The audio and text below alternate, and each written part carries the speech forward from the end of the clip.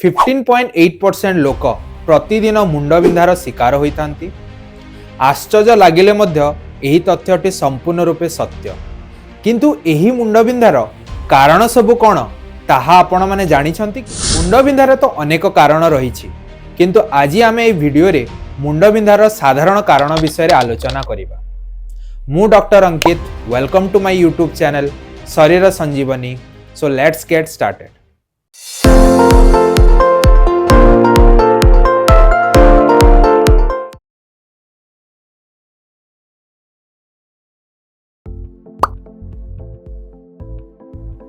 चिंता किंबा टेंशन हेउछि मुंडबिंधार एक साधारण कारण। स्ट्रेस, एंजाइटी किंबा बहुत समय धरी एबनॉर्मल पोस्चर जदि आमे बसी थाउ किंबा छिड़ा ही थाउ, आमर बेक और कांध मसल्स रे एबनॉर्मल लोड पड़ी थाए, जहा फल रे हमको मुंडबिंधा होई पारे।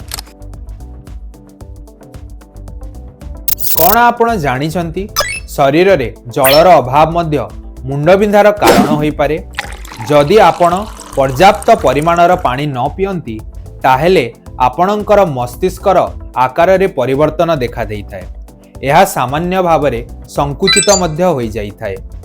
मस्तिष्क को जाउथबा ऑक्सीजन और ब्लड रो परिमाण मध्य कमी जाइथाए, जहा फल रे हमको मुंडबिंधा होइथाए। माइग्रेन और टेंशन टाइप हेडेक पेशेंट्स उपरे पानी पीबार प्रभाव जानिबा पई गोटे स्टडी करा जाइथिला।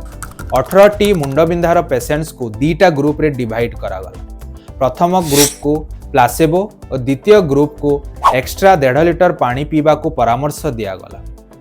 एही स्टडी रु एहा देखागला जे एक्स्ट्रा पानी पीबा ग्रुप रो मुंडबिंधार पेन इंटेंसिटी और ड्यूरेशन कम हो जाइथिला। सेथि पई इंस्टीट्यूट ऑफ मेडिसिन रेकमेंडेशन अनुसार प्रतिदिन पुरुष माने 3 रु 4 लीटर और महिला माने 2 रु 3 लीटर पानी पीबा आवश्यक। कम सोइबा किंबा बेसी सोइबा द्वारा मध्य मुंडबिंधा होइथाए। अनिद्रा रहिबा ओ इनसोमनिया अर्थात निद न हेबा मध्य मुंडबिंधार एक मुख्य कारण।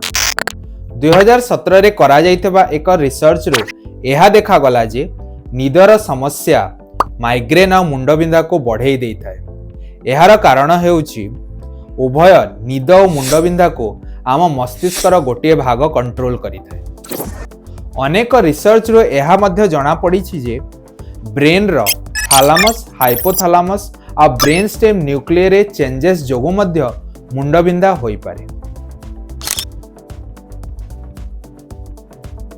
कोन आपण जानिछंती आमे खाउतबा किछि खाद्य मध्य मुंडबिंधार कारण होई पारे। जेमिति कि एक्सेसिव मात्रा रे कैफीन रो सेवन माने बेसी कॉफी पीबा, मद्यपान करिबा किंबा आम खाद्य रे अति मात्रा रे प्रिजर्वेटिव्स रहिबा आम शरीर पाई तो क्षतिकारक, ता सहित यह मुंडबिंधार एक प्रमुख कारण। 684 जन पेशेंट को नहीं करा जाइथिबा एक रिसर्च रे एहा देखा गला जे 19.9% लोक कॉफी को, 7.5% लोक चॉकलेट को और 5.6% लोक मोनोसोडियम ग्लूटामेट अर्थात प्रिजर्वेटिव्स युक्त खाद्य पदार्थ को मुंडबिंधार कारण बोली कहिले।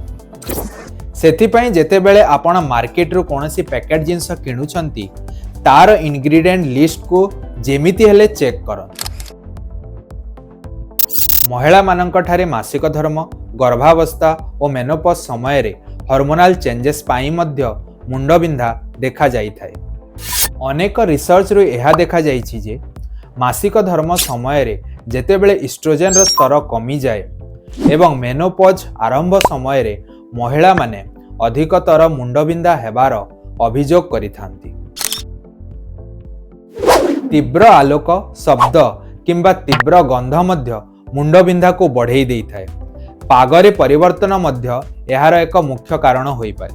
स्ट्रेस ऑफिस कर्मचारी मानक मध्य रे मुंडबिंधा और माइग्रेन रो प्रभाव को बुझिबा पई एवं इंडोर परिवेश सह एहार संपर्क को देखिबा पई एक रिसर्च करा जाइथिला। एही रिसर्च रे एहा देखा गला जे खराब इंडोर परिवेश जेमिति कि रूम रे प्रॉपर वेंटिलेशन न हेबा, रूम रो टेम्परेचर अथवा बेसी मात्रा रे ह्यूमिडिटी मध्य मुंडबिंधार लक्षण को बढ़ाई देइथाए। एही सबु कारणरू एहा तो निश्चित जे ମୁଣ୍ଡବିନ୍ଧା ଏକ ସାଧାରଣ ସମସ୍ୟା ନୁହେଁ। ଯଦି ଆପଣମାନେ ମୁଣ୍ଡବିନ୍ଧାର ଶିକାର, ତାହେଲେ ଏହି ସବୁ କାରଣକୁ ନିଶ୍ଚିତ ଭାବରେ ଦୃଷ୍ଟିରେ ରଖନ୍ତୁ।